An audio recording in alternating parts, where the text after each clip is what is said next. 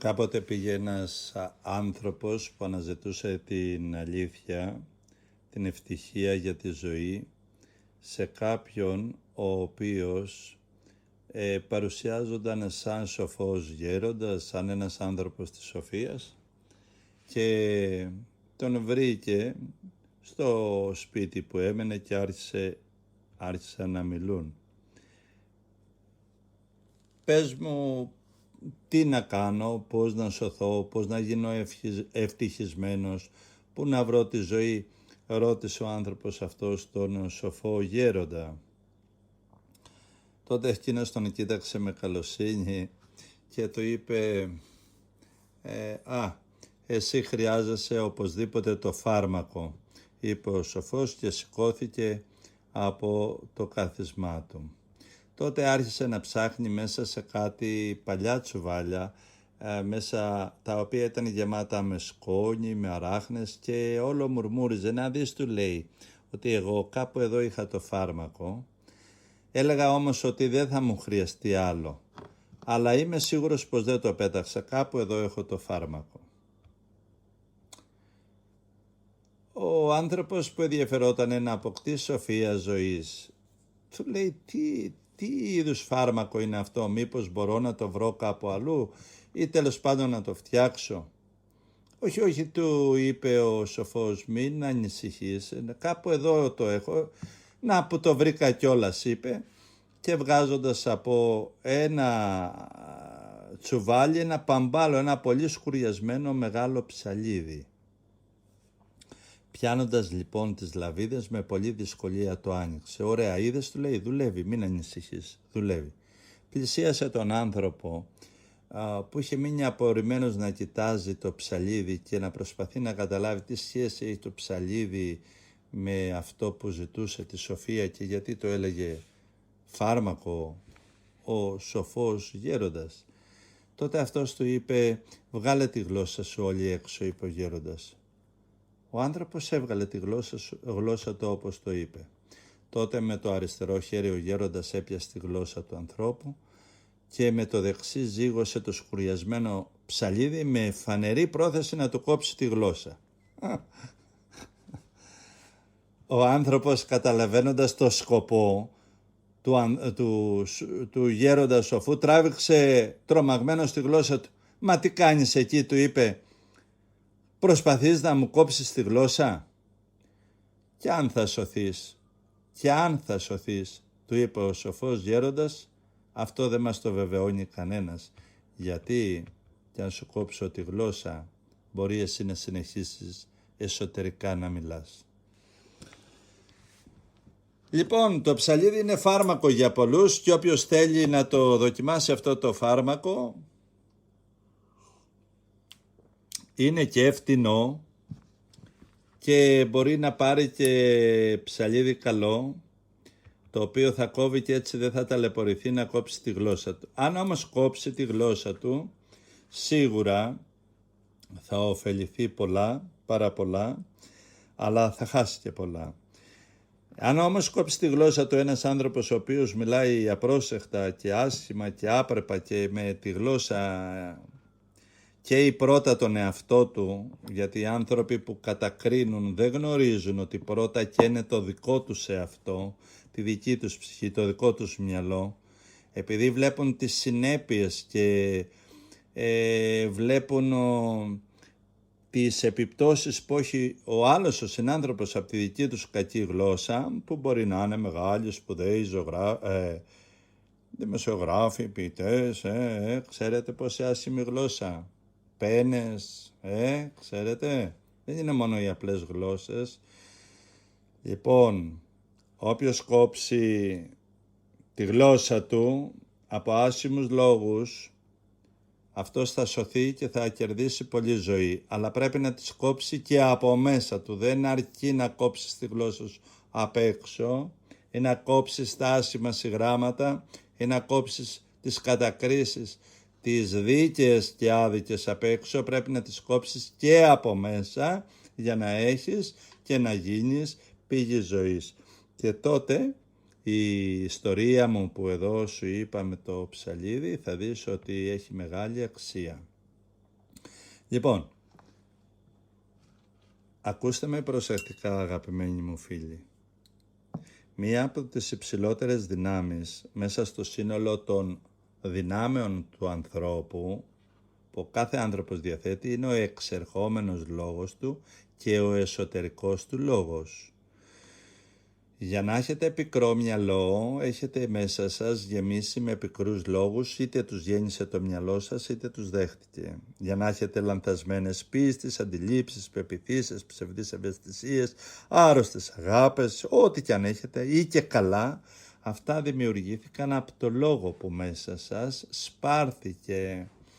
Έχετε την πεποίθηση ότι άμα είστε νέοι, μοντέρνοι, με πολλά λεφτά, με εκείνο, με τ' άλλο, τότε είστε εντάξει. Έτσι νομίζετε.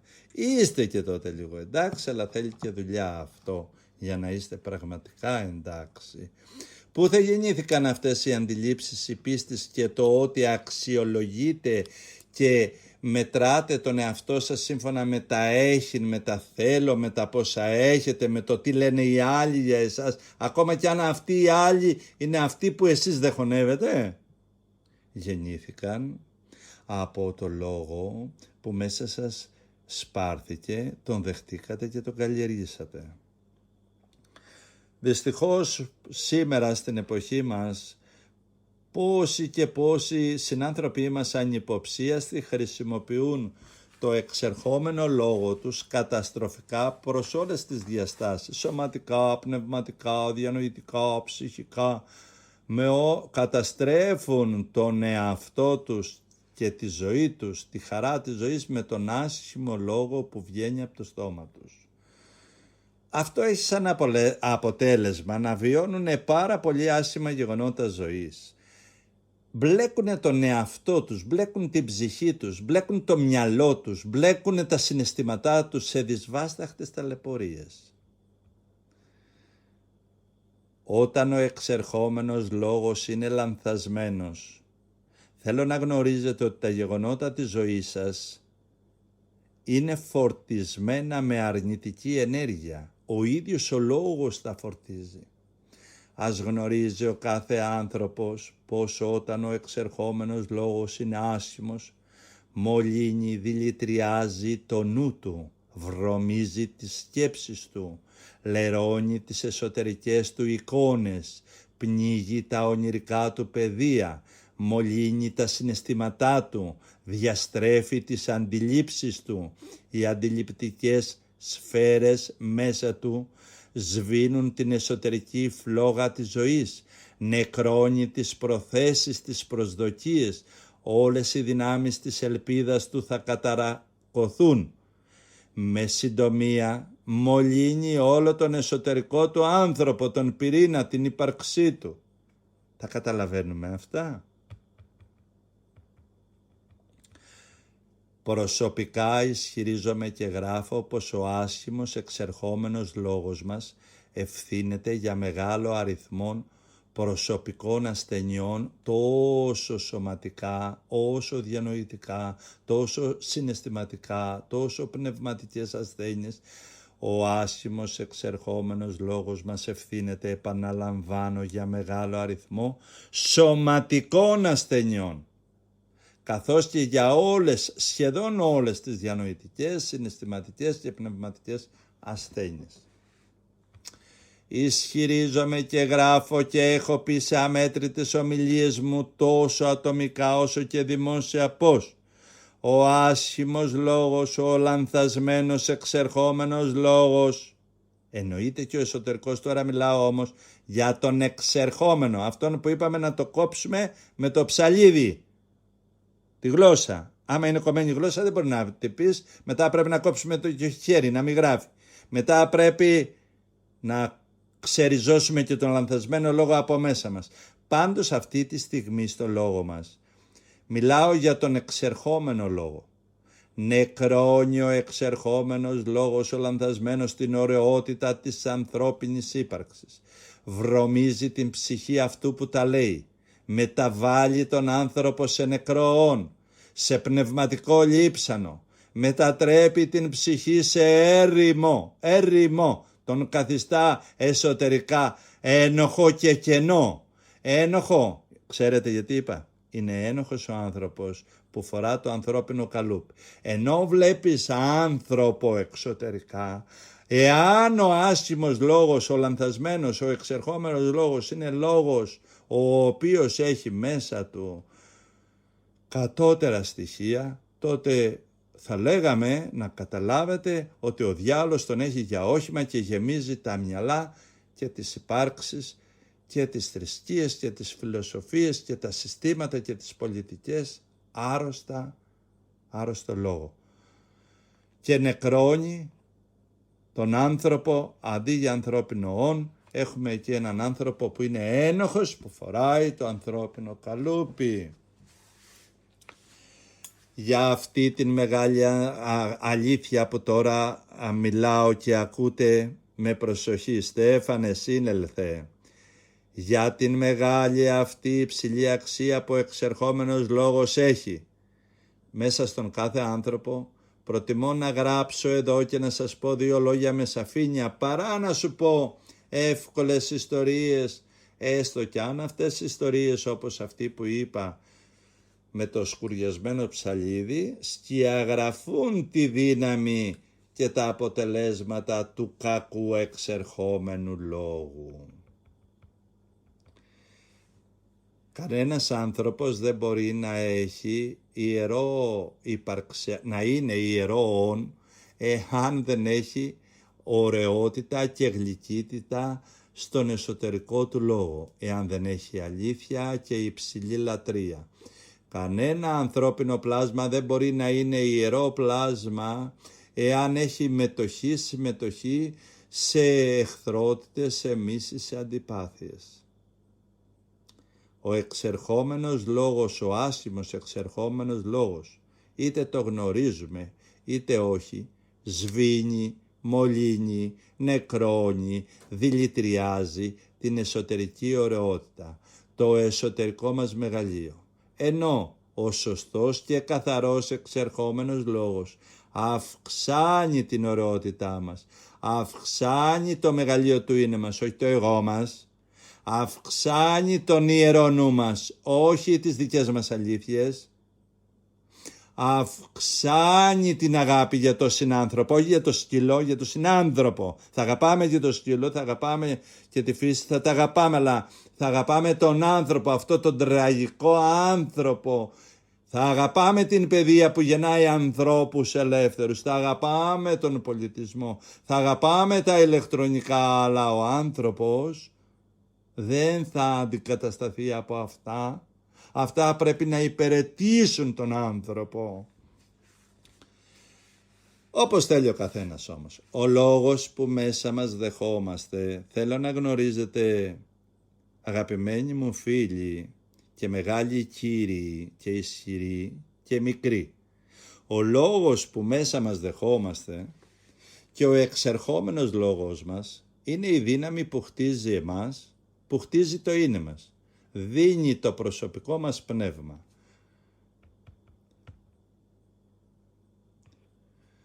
Οποιοσδήποτε και οτιδήποτε ζει και βιώνει και υπάρχει μέσα σε μία σκηνή έχει δυνατότητες άνεσης όσες του επιτρέπει το σκήνομα μέσα στο οποίο υπάρχει, είτε μικρό είτε μεγάλο. Έτσι ζούμε και εμείς οι άνθρωποι μέσα στο σκήνομα του εσωτερικού μας ανθρώπου, και αυτό ποιο είναι? Ο λόγος μέσα μας. Ζούμε μέσα στο λόγο που έχουμε δεχτεί και στον εξερχόμενο λόγο που έχει βγει από τα χείλη μας, και αυτό έχει χτίσει το είναι μας, τον πυρήνα μας, εμάς. Ευτυχία παίρνει στην ψυχή του ο άνθρωπος εκείνος που από το στόμα του εξέρχονται λόγοι ζωής, παιδιά, λόγοι αγάπης, λόγοι ευγνωμοσύνης, λόγοι συγχωρητικοί, λόγοι σεβασμού, λόγοι ευχαριστίας, λόγοι αγάπης προς τον άνθρωπο, λόγοι ιεροί, λόγοι αγάπης προς τον Θεό, προς την πηγή των πάντων, προς τον κάθε άνθρωπο. Αυτός ο άνθρωπος είναι ευτυχισμένος. Δεν γίνεται να είσαι ευτυχισμένος όταν το είναι σου κυριαρχείται με άρρωστους λόγους. Δεν γίνεται να είσαι Χριστός όταν οι λόγοι σου είναι κοσμικοί. Θα είσαι κοσμικός. Δεν γίνεται να είσαι Χριστόν όταν η πίστη σου δίνει δικαιώματα να φωνεύεις, να σκοτώνεις, να αρπάζεις. Δεν γίνεται να είσαι ιερόν. Θα είσαι εκείνο το τραγικό, το αρπακτικό. Δεν πειράζει αυτό που αποφάσισες. Όταν οι λόγοι σου είναι λόγοι αρπακτικοί, κοσμικοί, είναι μικροί, είναι συμφεροντολογικοί, ό,τι λόγοι κι αν είναι εγωπαθητικοί, δεν γίνεται να είσαι ιερό πλάσμα, δεν στο επιτρέπουν. Δεν γίνεται η φαντασία σου να είναι πηγή ζωής, αν οι λόγοι σου μέσα είναι πορνικοί, θα πηγαίνει σε αυτά, θα είναι υποδουλωμένη σε αυτά, θα εργάζεται αυτά. Τέλος πάντων, λοιπόν, να μην φανεί ότι προσπαθώ να σας πείσω να κάνετε αυτό. Είτε αυτό κάνετε, είτε το άλλο, εσείς είστε υπεύθυνοι. Ο καθένας θα πάρει σύμφωνα με τους λόγους που διέπουν την ύπαρξή του. Ευτυχίας παίρνει ο άνθρωπος, επιμένω, που από το στόμα του εξέρχονται ιεροί λόγοι ζωής. Θλίψη, μεγάλη θλίψη. Σπέρνει στην ψυχή του άνθρωπος εκείνος που από το στόμα του εξέρχονται λόγοι πικροί, κατάκρισης, γογισμούς, ψεύδους, συκοφαντικοί, λόγοι εγωισμού, λόγοι εκδικητικοί, λόγοι πλεονεξίας, λόγοι που δικαιολογούν τα αδικαιολόγητα, λόγοι που προσβάλλουν την πηγή των πάντων, που προσβάλλουν τον άνθρωπο. Δυστυχισμένος είναι ο άνθρωπος αυτός. Εγώ, ως οντότητα και ως άνθρωπος, έχω μάθει τα ιερά του λόγου και κατανοώ το λόγο σε σημείο που εύχομαι όλοι σας να μάθετε. Σήμερα παγκόσμια υπάρχει μια καταπληκτική επιστήμη, παράλογη όμως, ανόητη για μένα, και θλίψη και δυστυχία σπέρνει στις ψυχές και στα μυαλά των ανθρώπων. Όλοι κάθονται και κατακρίνουν ο ένας τον άλλον, είπε ο ένας τούτο, έκανε ο άλλος τίνο, και συνεχώς. Αν θες σήμερα μάλιστα με τα μέσα τα ηλεκτρονικά να πας ψηλά, βγες και κατηγόρησε, δεν έχει σημασία ποιον κατηγορείς, κατηγόρησε όποιον θες. Πιάσε κάποιον και άρχισε να τον βρίζεις, να τον κατηγορείς, δίκαια και άδικα. Έχει γίνει επιστήμη, καλέ αυτό, έχει γίνει μεγάλη επιστήμη. Προάγονται, ο ένας απενεύει τον άλλον, όσο πιο υβριστικός είσαι, όσο πιο αρλούμπες λες, όσο πιο άσχημα χρησιμοποιείς το λόγο σου, τόσο σε βραβεύουν και σε επιβραβεύουν και σε δείχνουν μεγάλο. Θλίψη όμως, εγώ σου λέω, άνθρωπε μου, σπέρνει στην ψυχή του άνθρωπος που χρησιμοποιεί απρόσεχτα τον εξερχόμενο λόγο του. Θλίψη τεράστια. Γι' αυτό οι άνθρωποι και τα πλήθη σήμερα εκεί έξω πάσχουν από εγωμανίες, από καταθλίψεις, από χιλιάδες πράγματα που τούτη στιγμή δεν έχει και σημασία να τα πούμε. Και επειδή εγώ δεν αλλάζω τον άνθρωπο, δεν αλλάζω τον κόσμο, δεν με ενδιαφέρει, δεν είναι δουλειά μου να αλλάξω την ανθρωπότητα, δεν έχω άγχος, δεν έχω στρες να σας κάνω αγίους, καθόλου. Μπορώ να σας χαίρομαι όπου θέλετε πηγαίνετε. Περιγράφω τα μυστηρία του λόγου. Είμαι εκφραστής αιώνιων αληθινών. Έστω κι αν κανένας άνθρωπος στον πλανήτη Γη δεν τους ακούσει, έστω κι αν όλοι με χειροκροτήσετε, μου είναι και τα δύο παντελώς στα αλήθεια αδιάφορα. Ο εξερχόμενος λόγος μας είναι ο σπορέας που βγήκε για να σπείρει και έσπηρε τους εξερχόμενους λόγους που μέσα στην ψυχή αυτού που μίλαγε και στους γύρω του, ασφαλώς. Να γνωρίζετε ότι σήμερα στην εποχή μας, στα χρόνια που ζούμε, οι περισσότεροι άνθρωποι έχουν εξερχόμενο λόγο τυχαίο, έχουν λόγο συμπτωματικό, ανάμεικτο, ένα λόγο αγέννητο, ούτε προς το καλό ούτε προς το κακό. Ένα λόγο φυτευμένο μέσα στα μυαλά τους, στην καρδιά τους, στην καθημερινότητά τους. Έχουν ένα λόγο ο οποίος δεν έχει επίγνωση τι λόγος είναι αυτός που μέσα τους έχουν.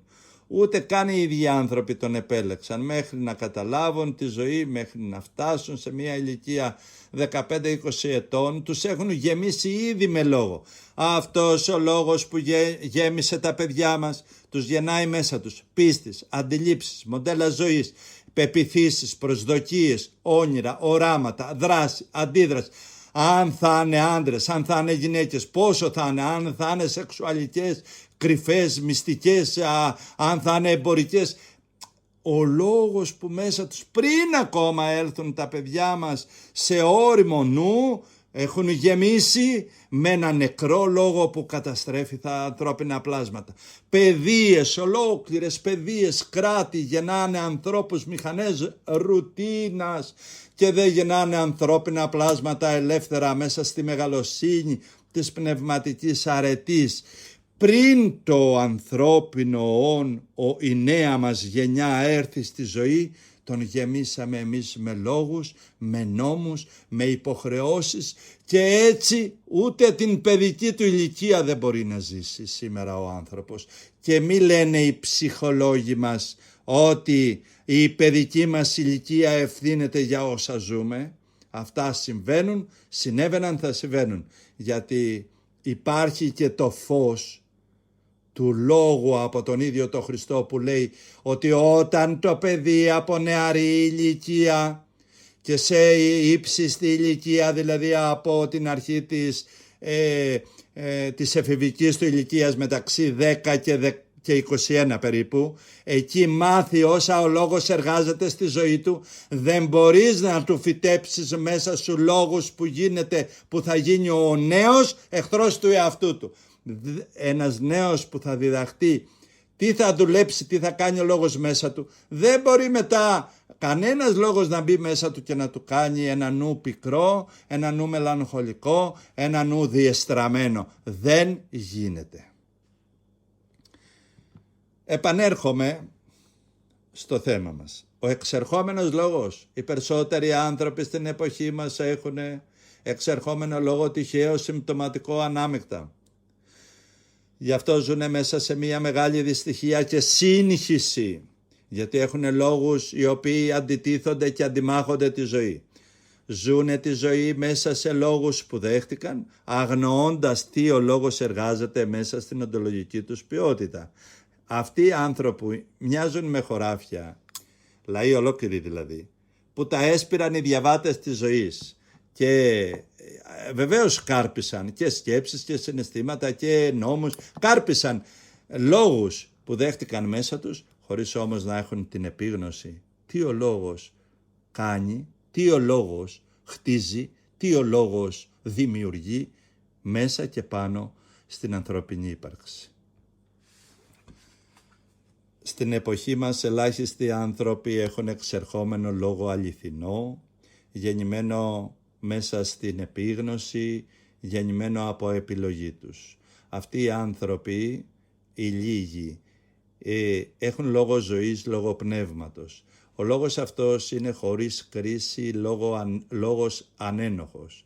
Ευτυχισμένοι άνθρωποι αυτοί, γιατί μεγάλη χαρά ζουν και μεγαλύτερη ακόμα χαρά τους περιμένει. Στους ανθρώπους παγκοσμίως υπάρχει ένας θαυμάσιος λόγος, ο οποίος μέσα από το Ευαγγέλιο παρέχεται, προσφέρεται, δίνεται και έφτασε τον Χριστό να ανεβεί στο Σταυρό για να τον έχουμε εμείς. Είναι ο λόγος που ελευθερώνει. Ο λόγος αυτός ξέρετε ποιος είναι? Είναι ο λόγος εκείνος που δίνει την κατανόηση, να γνωρίζει ο άνθρωπος από μικρή ηλικία τι θα εργαστεί ο λόγος που μέσα του θα έρθει. Με λόγια απλά, από ένα παράδειγμα. Ένα μικρό παιδί, αν το διδάξετε, ότι όταν ο λόγος μέσα του είναι λόγος συμφεροντολογικός θα γίνει ύπαρξη τέτοια. Όταν είναι πορνικός θα γίνει ύπαρξη τέτοια. Όταν είναι εγωπαθητικός θα γίνει ύπαρξη εγωπαθητική. Όταν ο λόγος μέσα του, δηλαδή να μάθει το παιδί ότι ο ίδιος η ύπαρξή του θα γίνει όμοια με τους λόγους που μέσα του δέχεται, ξεστομίζει, οι πίστεις θα γεννηθούν από το λόγο, οι αντιλήψεις θα γεννηθούν από το λόγο. Ένας άνθρωπος έχει θλιμμένο μυαλό, νου θλιμμένο, είναι οι λόγοι μέσα του άρρωστοι. Αν δεν αλλάξει τους λόγους δεν θα αλλάξει ποτέ ο άνθρωπος. Λοιπόν, ελάχιστοι άνθρωποι έχουν λόγο αληθινό γεννημένο μέσα από την κατανόηση το τι εργάζεται ο λόγος στην ανθρώπινη ύπαρξη. Το πνευματικό δικό μου έργο και τα έργα που έχω γράψει, τα βιβλία δηλαδή που έχω γράψει και οι ομιλίες που έχω γράψει δείχνουν ολοκάθαρα, ιδιαίτερα στο βιβλίο που αναφέρομαι στο αρχήν δώρο πνεύματος, αναλύω το τι ο λόγος των ανθρώπων εργάζεται στους ανθρώπους. Ας τα πάρουν όσοι ενδιαφέρονται να μελετήσουν και όχι να πουλήσουν, να μελετήσουν είπα και να ζήσουν. Λοιπόν, ελάχιστοι άνθρωποι έχουν γεννηθεί με την χαρά ότι επέλεξαν το λόγο της ζωής τους. Γνωρίζω ότι πολλοί άνθρωποι θα επιλέξουν το λόγο του συμφέροντος, τουλάχιστον να το ξέρουν. Να μην λένε μετά γιατί υποφέρω όταν δεν έχω εγώ επιτυχίες και ευτυχίες. Να μην λένε γιατί νιώθω χαμένος, μαραμένος όταν δεν έχω πλούτη, αφού έχει λόγο μέσα το ο οποίος τον αξιολογεί ο ίδιος τον εαυτό του και τη ζωή μεταέχει με το πόσο φραγκάκια έχουμε, πόσα αυτοκίνητα έχουμε, πόσα μέταλλα είναι στην τράπεζά μας.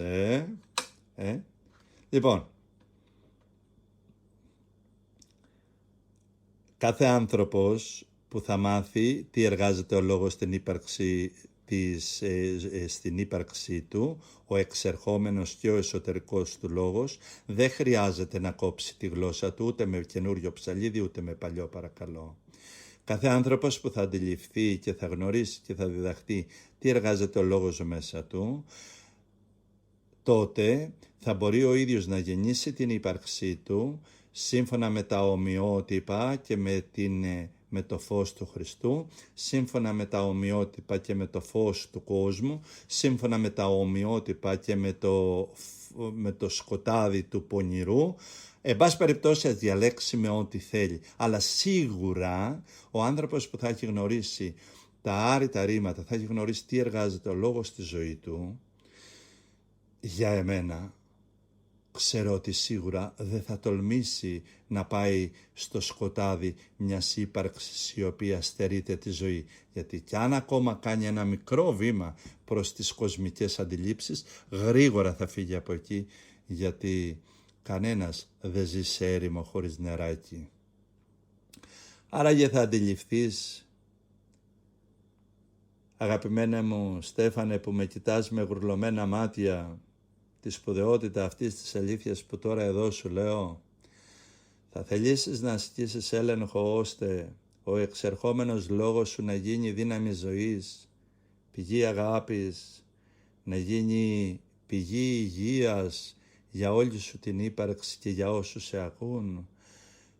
Μάθε από εμένα λοιπόν ότι ο καλός λόγος είναι φτερά αγγελικά που θα μεταφέρουν όλη σου την ύπαρξη σε ανώτερη οντολογική υπόσταση. Εκεί αγαπημένα μου φίλε και όσοι μας ακούν μαζί με σένα, βλέπω γράφεις το λόγο μας, να ξέρεις ότι δεν χρειάζονται ψαλίδια, αλλά είναι μεγάλη ευλογία που ο άνθρωπος έχει εξερχόμενο λόγο του, έχει εσωτερικό λόγο, και ό,τι κι αν έχει η ανθρώπινη ύπαρξη, ο ίδιος ο άνθρωπος είναι λόγος. Στην ανώτερη μορφή και στην ανώτερη κατάσταση το άνθρωπος είναι μάνα που γεννάει λόγο ζωής, λόγο ιερό, λόγο δοξαστικό, που τιμάει τον δημιουργό του που τον στόλισε με λόγο, που τιμάει τον εαυτό του και τη ζωή και τους ανθρώπους, διότι ο άνθρωπος ο φυσιολογικός, ο σωστός, είναι τιμητής της ζωής και όχι περιφρονητής της ζωής και όχι ο φωνιάς του λόγου του. Καταλάβαμε όλα αυτά που είπα? Σύμφωνα με όλα όσα σας λέω εδώ για τον εξερχόμενο λόγο, Είναι στιγμή κατάλληλη να μιλήσουμε για μερικά σημεία, έστω σκιαγραφικά, μερικά σημεία τα οποία ο ίδιος ο Χριστός στην επίγεια ζωή του μας μίλησε ανοιχτά για τον λόγο και τον εξερχόμενο και τον εσωτερικό και εν τέλει για όλα όσα εργάζεται ο λόγος στην ύπαρξή μας. Λέει στους τότε μαθητές του και στους μαθητές του όλων των αιώνων, λέει, εάν έχετε καλό δέντρο θα έχετε και καλό καρπό, αν είστε υπάρξεις καλές θα έχετε και καλό καρπό σαν υπάρξεις. Αν έρχεται άχρηστο δέντρο θα έχετε και άχρηστο καρπό. Δέντρο εδώ ονομάζει ο Χριστός την ύπαρξη, γιατί από τον καρπό αναγνωρίζετε το δέντρο. Γεννήματα οχιάς. Πώς μπορείτε να λέτε καλά λόγια αφού υπαρξιακά είστε κακοί? Το στόμα μιλάει από το περίσσευμα της καρδιάς.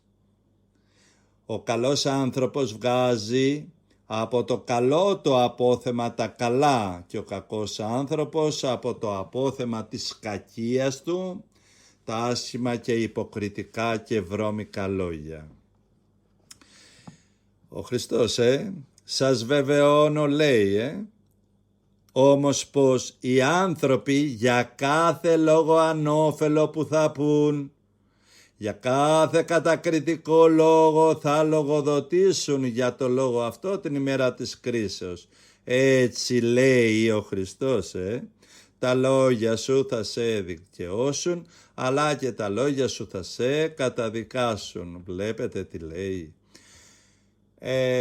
Άλλο, και προσκαλεσάμενος των όχλων. Θα το πω απλά. Ο Ιησούς φώναξε κοντά του τον κόσμο και τους είπε, ακούστε προσεκτικά και καταλάβετε. Τον άνθρωπο δεν τον κάνει βρώμικο και ακάθαρτο ό,τι μπαίνει από το στόμα του, αλλά αυτό που βγαίνει από το στόμα του, αυτό κάνει τον άνθρωπο ακάθαρτο, υπαρξιακά, διανοητικά, συναισθηματικά, σε επίπεδο ελπίδας, σε προσδοκίες, σε δράση και αντίδραση. Και τι βγαίνει από το στόμα του ανθρώπου, παιδιά? Ο βρώμικος λόγος για όποιον μιλάει βρώμικα.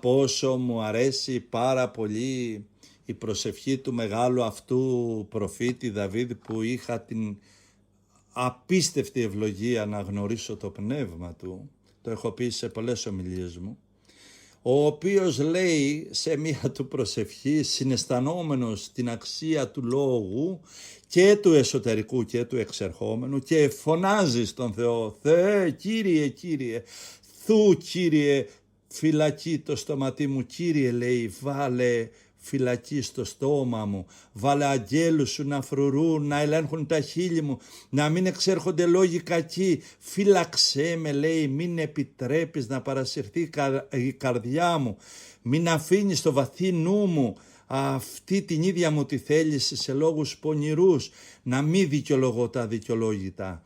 Προστάτεψέ με, λέει, από προφάσεις από ανθρώπους που εργάζονται ανομία, βρώμικο λόγο, ιδέες, αντιλήψεις που σπέρνουν καταστροφικούς λόγους. Ακόμα και από τους πιο δικούς τους δεν θέλω να έχω καμία ομοιότητα με τέτοιους ανθρώπους, με τέτοια πνεύματα, με τέτοιες διαστάσεις, ούτε με τους πιο εκλεκτούς από αυτούς τους ανθρώπους. Σε παρακαλώ, προσεύχομαι, ούτε στη χαρά τους να μην συμμετάσχω με ανθρώπους που χρησιμοποιούν ύποπτα, πονηρά, βρώμικα τους λόγους της ζωής. Βλέπεις ο μεγάλος προφήτης πόσο φοβήθηκε τον άσχημο λόγο? Και πάλι λέει, θέλεις άνθρωπε, λέει, μήπως ενδιαφέρεσαι να δεις αυτή τη ζωή σου εδώ μέρες? Ο προφήτης Δαβίδ τα λέει αυτά, για το λόγο μιλάει, και εγώ σας τα λέω με πιο απλά λόγια, τόσο για να καταλάβετε εσείς που βρίσκεστε τώρα κοντά μου και με ακούτε, όσο και αυτοί που αύριο θα ακούσουν τις ομιλίες μας αυτές. ποιες ομιλίες, στη συζήτησή μας. Λέει λοιπόν σε ένα άλλο στίχο του, ποιος θα χαποθεί να δει μέρες καλύτερες στη ζωή αυτή, να δει δηλαδή στην ύπαρξή του ύπαρξη ανώτερη, να δει τη χαρά, να δει την ευτυχία της ζωής, να δει αυτή τη δύναμη που ομορφαίνει τη ζωή. Τότε λέει, αν διψάς να είσαι ύπαρξη ανώτερη, ωραία, ευχάριστη, να δεις νου βαθύ, να δεις ωραία το πρωινό σου και το δειλινό σου, την αγκαλιά σου, τη στέρηση, την υγεία και την αρρώστια, να τα δεις πραγματικά σε ωραία διάσταση. Τι λέει, τι προτείνει, θα σας πω. Λέει, κράτα από όλα τα κακά τη γλώσσα σου μακριά και δόλος από τα χείλη σου να μην εξέρθει και να μην βγει ποτέ ξανά από τη ζωή σου. Βούλος το κόφτο, πέτα τη γλώσσα την άσχημη. Και θα έχεις τότε την ευτυχία της ύπαρξης. Τα καταλάβατε αυτά? Μόνο το εγωισμό να κόψουν οι άνθρωποι. Σήμερα οι πολλοί άνθρωποι πίνουν ψυχοφάρμακα από ένα απλό πράγμα. Κοιτάξτε, από τη συνεχόμενη γκρίνια. Συνεχώς τους είναι εύκολο να γκρινιάζουν, να κρίνουν, να κατακοκολολογούν. Τους είναι εύκολο να λένε, διαμαρτύρονται να αυτόν. Τους είναι εύκολο συνέχεια να βρίσκουν κάτι, να τους λείπει κάτι. Τους είναι εύκολο, είναι το πονηρό δαιμόνιο, το μεσημβρινό αυτό, που την ώρα που πάνε να φάνε τσακώνονται, την ώρα που στρώνουν το τραπέζι, εκείνη την ώρα είναι συγκεκριμένο αυτό το μεσημβρινό πνεύμα. Από αυτό πολλοί είναι εχθροί του Θεού, εχθροί της ψυχής τους, εχθροί της ευτυχίας τους, καλέ. Λοιπόν, άλλο θα σας πω ένα πιο δυνατό, έτσι όπως μου έρχονται και τυχαία. Κάπου λέει λοιπόν, έτσι όπως βγαίνουν αυθόρμητα, αυτό εννοώ τυχαία. Λέει ο Χριστός, από τα εκπορευόμενα του στόματος και της καρδιάς εξέρχονται εκείνα που μολύνουν τον άνθρωπο. Το λέει πολύ καθαρά, έτσι. Τι λέει? Αυτά μολύνουν τον άνθρωπο, από τα εκπορευόμενα του στόματος και από την καρδιά, αυτά που εξέρχονται. Από την καρδιά, λέει, εξέρχονται, είναι συγκεκριμένα. Τι λέει εκεί? Διαλογισμοί, δηλαδή σκέψεις, φιλιαρία, συζήτηση, εσωτερική και εξωτερική. Όλα εναντίον όσων θέλουν. Πονηροί διαλογισμοί. Δεν λέει για άγιους. Πονηροί λέει. Φόνοι, μοιχοί, επορνοί, εκλοπέ, ψευδομαρτυρία, κάτι άλλα λέει, βλασφημίες. Αυτά λέει βρωμίζουν τον άνθρωπο. Τι είναι αυτοί? Αυτοί είναι λόγοι. Τι είναι λόγοι? Είναι συγκεκριμένα αυτά. Φόνοι, τόσο πολύ σκοτώνουν οι άνθρωποι.